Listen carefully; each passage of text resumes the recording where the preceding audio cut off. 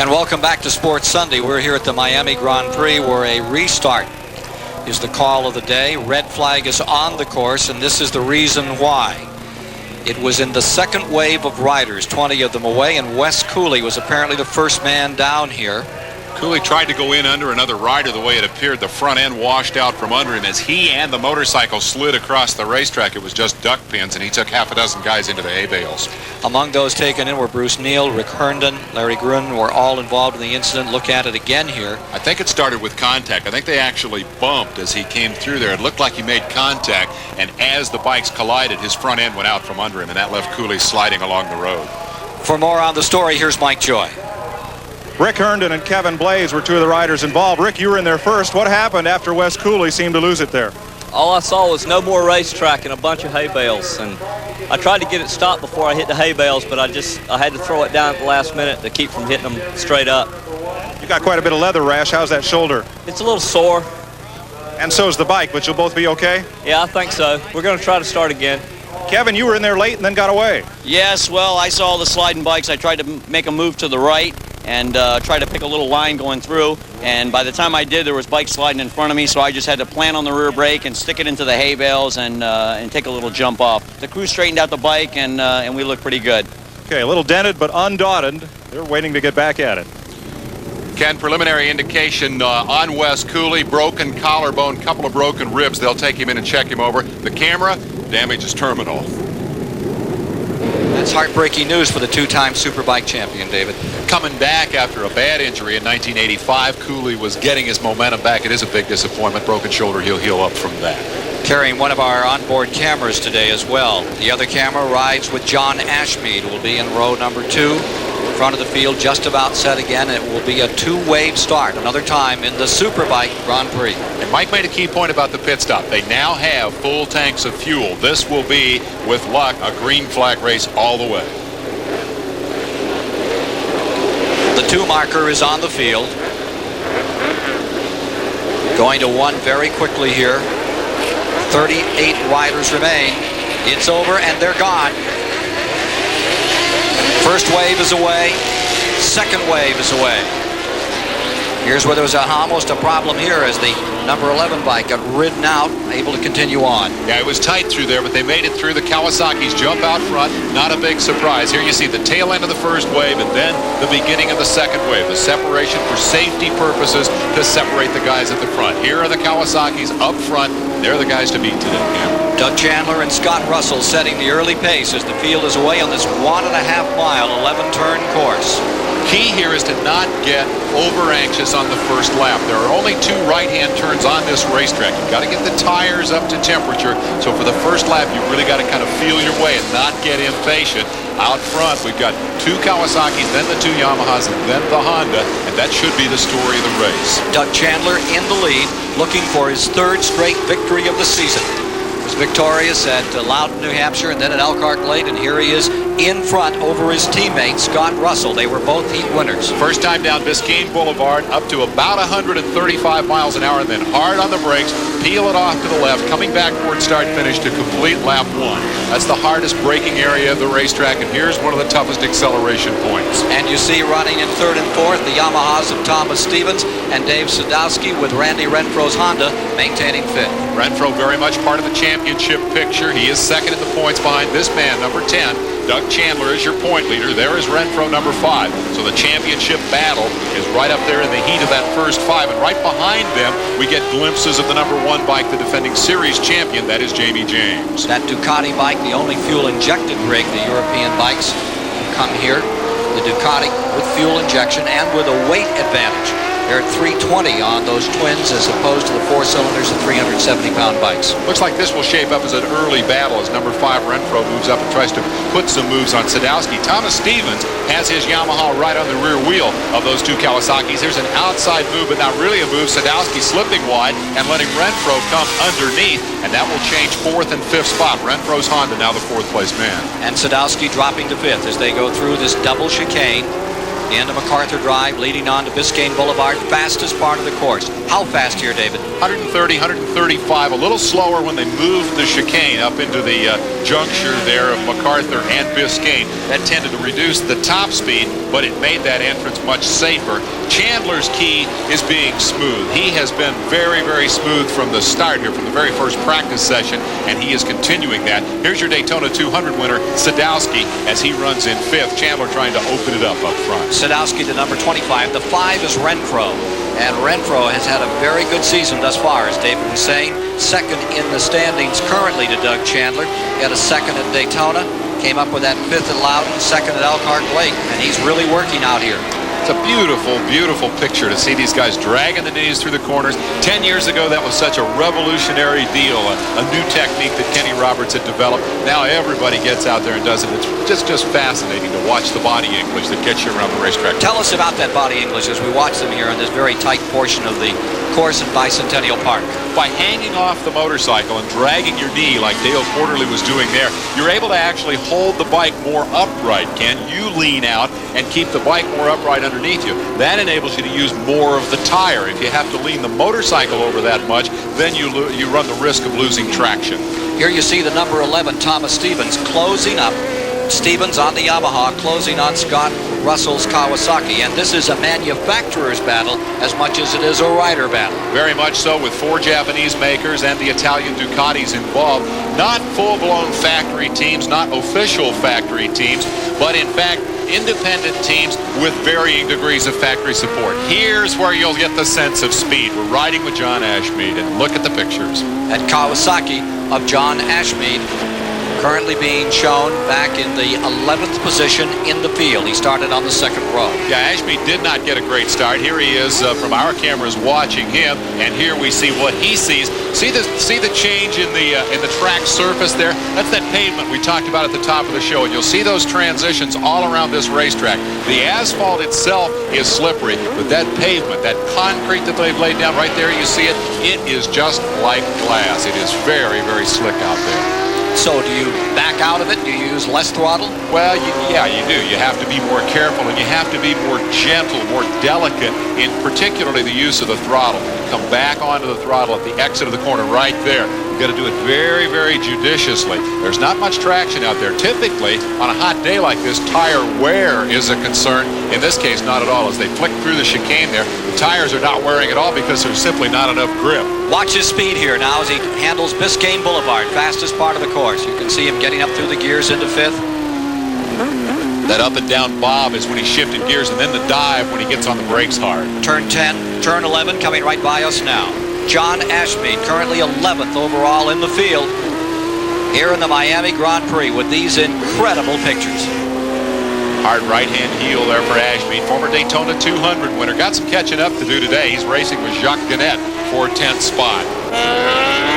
Meanwhile, up in front, it's still 24-year-old Doug Chandler, riding for the veteran tuner Rob Muzzy, drawing away from the field. And we'll be back with more of the Miami Grand Prix on CBS shortly. Italian Ducati with Jamie James in 4th. Taking a look further back, Rick Kirk up to 6th, Quarterly in 7th. And a little action out here in the Bay as well as on the racetrack in Miami this afternoon. We got a report there's a rider down. Jamie James, defending national champion on the Ducati. He was in 4th. Is out of it at turn 8. Jamie James down. That's a bad break for Ducati, Dave. Good to see him on his feet, climbing over the bales, holding his chest. Looked like he took a pretty good shot, but apparently not badly injured. Raging Cajun from Louisiana out of it, and here's the man out in front. Doug Chandler drawing away from the field. Let's get an interval here. Give you an idea of how these bikes are situated in the top position. There you see Chandler out in front coming down Biscayne Boulevard. Here is your 2nd place rider. I guess on Biscayne Boulevard we'd call it a couple of city blocks back to Thomas Stevens, and then the number 22 of Scott Russell, currently 3rd. Round 10 right by turn 11 and by us, cross to the start finish line as Chandler continues out in front and dominates this event. Question is, will he become the next Freddie Spencer?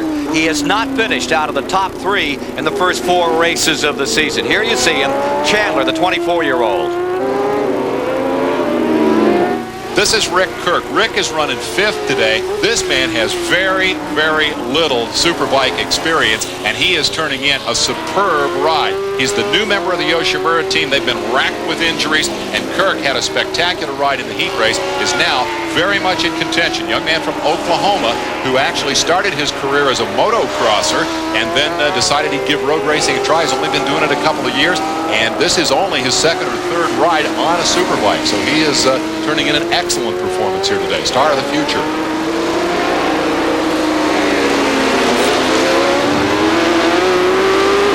Showing a lot of style there as he really got the knee down. Well, when you slide that rear wheel like that, Ken, it looks spectacular, it feels spectacular, but indeed it is becoming a new technique for steering the bike. Again, we refer back to Kenny Roberts, who began to develop it. We talk about the fact that the Americans do it so well. When you get on the throttle and actually skid the rear wheel around a little bit, it enables the bike to corner more sharply. You'll see Chandler do it perhaps less here than we've seen some of the other guys do it. Chandler's very smooth here. He's not sliding that thing big time off the corner. Just a little bit of a skid to make sure that you've got the maximum amount of throttle on, and also to help actually turn the front end back up the racetrack. Dirt track racers do it all the time. There was a time when it was inconceivable to slide a motorcycle road racer. If you slid on the pavement, you were going to crash, but now it's de rigueur. Everybody does it. Thank Kenny Roberts for that. Absolutely, yeah. He developed the technique, and everybody else has built on it, and following in his footsteps, of course, were the likes of Freddie Spencer, who's here today, back in the pack, but took that technique one step further. Well, in the same way that Kenny Roberts led the professionals to new heights in popularity in the early 80s, motorcycling has gained new popularity with some famous people that may surprise you. Outside of my family and other things like my run and some of the big hits we had as a coach and as an announcer in basketball, my bike is the most important thing in my life.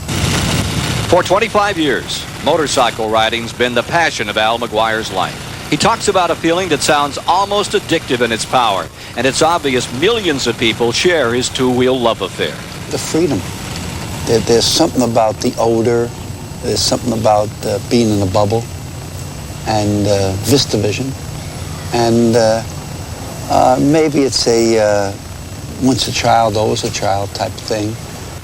It's apparent in the look on a child's face. There's a fascination with these beautiful, powerful machines.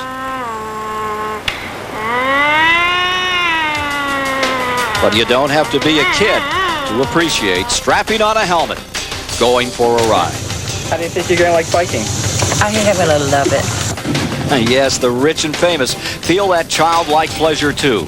Elizabeth Taylor went for her first ride behind longtime motorcycle enthusiast, the late Malcolm Forbes. And motorcycles are no laughing matter for comedian Jay Leno, who keeps a collection of several. Former baseball superstar Reggie Jackson, he's also caught the superbike craze. And TV actor Perry King likes to take his bike and ride the hills around his LA home. But basketball's Al McGuire sometimes takes off for days on his Harley, sums it up best. But there is something at the end of that day, your hands ache, and especially at my age, your hands ache and your eyes get a little sore from the wind and so on and so forth. But it's a keeper. It's top shelf. I don't want a pickle, just want to ride on my motorcycle. I don't want a tickle, 'cause I'd rather ride on my motorcycle. I don't want to die, just want to ride on my motorcycle.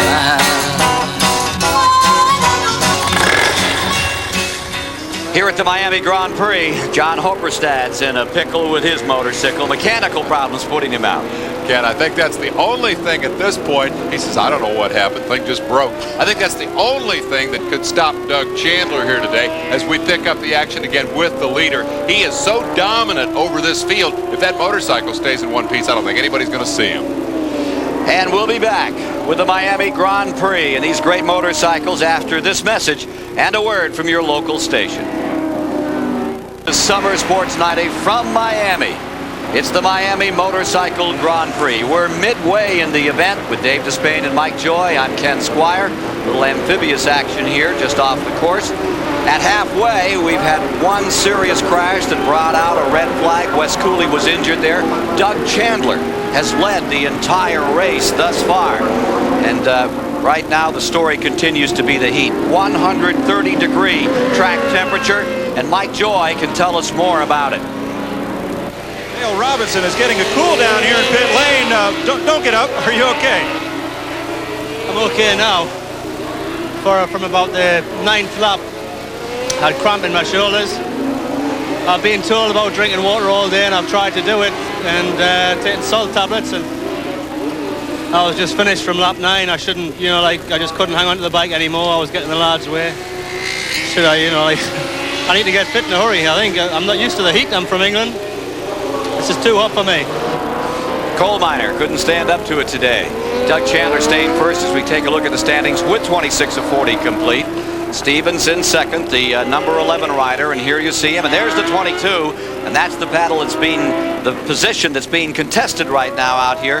Thomas Stevens and Scott Russell on the 22 bike, the Kawasaki. And that's tightening up, Ken. Stevens is under some pressure here from Scott Russell. He had drawn away to a pretty healthy interval, but now it's tightened down to bike lengths, and I think that it's Russell going faster. I don't think Stevens is slowing down. The interval up here to the leader, Doug Chandler, is holding about the same. Cape Coral, Florida rider Stevens, and here you see Chandler with the advantage and continuing to just wear down the field. He looks like he's in great shape physically, and the bike, well, it's a Muzzy bike. Of course, he's had a lot of championships as a tuner. He's in control of the pace of the race now. He's getting his pit signals. Here's Chandler coming down into the left-hander. He'll be getting that signal after he makes the next corner to tell him his lap time. Whoa, Stevens is off the racetrack. Thomas Stevens, 5th in points, had a real chance to gain. He's in big trouble here. Kenny didn't crash. There's no damage to the bike. I think he overshot the corner, went off the road, the engine's dead. And he wants somebody to assist. You can see him motioning back for one of the corner workers to give him some assistance and try to get back in this event. He needs a restart. Question is, will the bike fire? The concern the corner worker has is the oncoming traffic. If somebody else skids out through there, they both get T-boned. The Terry Vance, Brian Hines, Yamaha, they're trying to get it refired, get him back in this event. It's been a great run thus far for Thomas Stevens, who set on the pole at Daytona earlier this year. Still hasn't fired. The problem is the corner worker's not got his heart in pushing it there. He finally got it lit off, and he'll get back into the race, and I believe still in the top 10. But nearly a lap behind David, falling from 2nd to 7th, number 11. And appropriating first place, it'll be number 22, Scott Russell, the Jonesboro, Georgia rider, 25 years old. He's already had 1 second place this year at Loudon, New Hampshire, working on a second here in the Miami Motorcycle Grand Prix. More in a moment. This is how a racetrack looks when you're on a Yamaha FZR. And this is how it looks when you're on something else. See why winning on the track results in some of the most advanced motorcycles on the street. Yamaha. I didn't think it could happen here, but it did. 3/4 distance in the Miami Grand Prix. Doug Chandler continues to dominate. Coming up next on CBS, Budweiser Boxing Series, Buddy McGurk goes up against undefeated Jose Bermudez from Atlantic City. Here you see Dale Quarterly, the 5th place rider, and currently the leading true independent in this race, Dave. Ken, this could get really interesting. Watch Randy Renfro, number 5. Then comes Rick Kirk, the 89 bike, and then Quarterly, number 32. That's 3rd, 4th, and 5th spot. That's getting, oh, Quarterly's off the motorcycle. Quarterly has the bike go out from underneath him. The Rockland, Massachusetts rider down. He's getting back to his feet. Look at that black strip down the middle of the racetrack. I can't help but wonder if that's oil, and if it is oil, was it a factor in the crash? Let's watch the wheels, see which one goes first. Quarterly in the left-hander, heeled over hard. Oh, no, he washed out the front end. may or may not have been an oily racetrack condition, but he definitely washed the front and crashes away 5th spot. Quarterly lays down his Honda. That drops him back. Here you see Renfro still on the attack. Had a great early start and has fallen back some. He's still under pressure from number 89, Britt Kirk, who's just having a magnificent ride here today. He is 4th, and he's working on the 2nd-ranked rider in the series, and this is a man with very little Superbike experience. Sadowski will now inherit 5th spot as he works his way through the chicane. Dave Sadowski, number 25, the winner at the Daytona track this year, first event of the season. That, of course, is the biggie, the one everybody wants to win. The season opens with the biggest race of the year, sort of like in stock car racing, and Sadowski won the 49th running. Here's Tom Stevens, number 11, his teammate, about to be lapped by Doug Chandler. Chandler dives underneath. That was a potential battle for 1st and 2nd. Now Chandler has put him a lap down, and that means that Doug has lapped up through 7th place. But Ken, we've got a report of a potential problem here. Apparently the radios have gone out on the circuit. The safety workers don't have radio communication. They're going to stop this race. Red flag is coming out.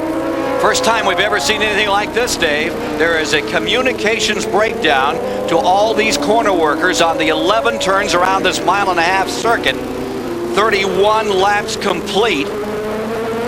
Here you see Chandler, the leader, and he's motioning for a back marker to swing on by. Don't know what that's all about, Ken. He obviously wants Larry Schwartzback, number 14, in front of him for whatever reason. Tom Stevens, now a lap down, is right behind him. They have not yet taken the red flag as they come down the start-finish line, toward the start-finish line. They will get that red flag. Now he goes back around Schwartzback. I'm not sure what that was about. Red flag awaits him around the next corner. And that will bring this race to a halt for the 2nd time. In the first lap, we had a red flag after a serious crash in turn 1 that injured Wes Cooley.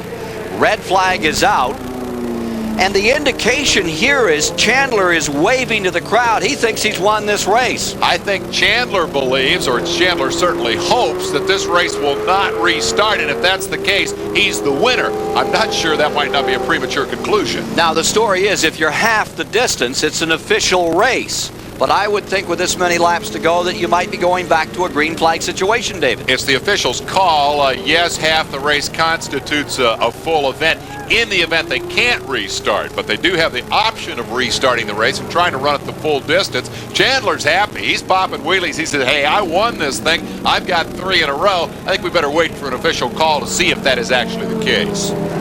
Giving every indication that he has ridden to another championship win of the 1990 season. His 3rd straight, and he's going right to the pit area and believes he's going right to victory lane, David. He's ready to start the party, absolutely. And I think Ken, a well-deserved feeling on his part. He knows he would out-whip those guys. We're just waiting for the official confirmation of that one way or the other. Let's eavesdrop on promoter Ralph Sanchez. They can't go. They say they're beaten. Okay. So let's announce it that we're going to... It's been our decision to go ahead and I will announce. Let the announcer know first. Roger Edmondson making the announcement that this race is official. It's over. Here's Mike Joy. Making up for it tomorrow in the 10. Stand by, do Richard. Ralph, to call a race at this point, this is a safety consideration? Yes, safety, because this is a very demanding course. Everybody's tired. We only have a few laps to go, so we've decided to go to the last lap that we ran on the green, and we're going to go with those positions. Doug Chandler looks as fresh as any winner usually looks. I want to know what Scott Russell thought about this. He might have had one last shot at Chandler here. Let's go to Mike Joy on pit road with the man who is the runner-up. You won't have a shot to go back out there and challenge for first, but is calling this thing at this point okay with you? Yeah, that's our decision, Dave and Doug and myself. We all got together, and it's just, like you said, it's a very demanding course, and it's just taking it out of us. And I think restarting it with 8 laps to go, they never do it any other time. If it's over the halfway mark, they call it a race, and I don't see why we should change it now. Well, there you see the exhaustion on some of the other riders that weren't so far up in the standings today, David. Let's go to Mike Joy for more on that story now. Now, they red flagged the race, and all you leading drivers got together and talked about it. Yeah, you know, I could see if we were somewhere around halfway through the race going ahead and, you know, gridding us back up and making a full restart. But under these kind of conditions where the weather is just beating down on you and you're in this leather suit for 45 minutes, you know, it really takes its toll on your body. And to go that far through the race and only have, that few laps left to go, it really wouldn't have been fair to run, the rest of the race and call it a race, because actually, in turn, the first part of the race that we ran really was for nothing. Well, Ken, he's drenched in sweat here, but he takes home his third straight victory on the Tour and pads the point lead. Doug Chandler is victorious here today. Scott Russell, teammate, takes second. Randy Renfro comes home in third. Rick Kirk in fourth, and we'll have more on this story from Miami in a moment.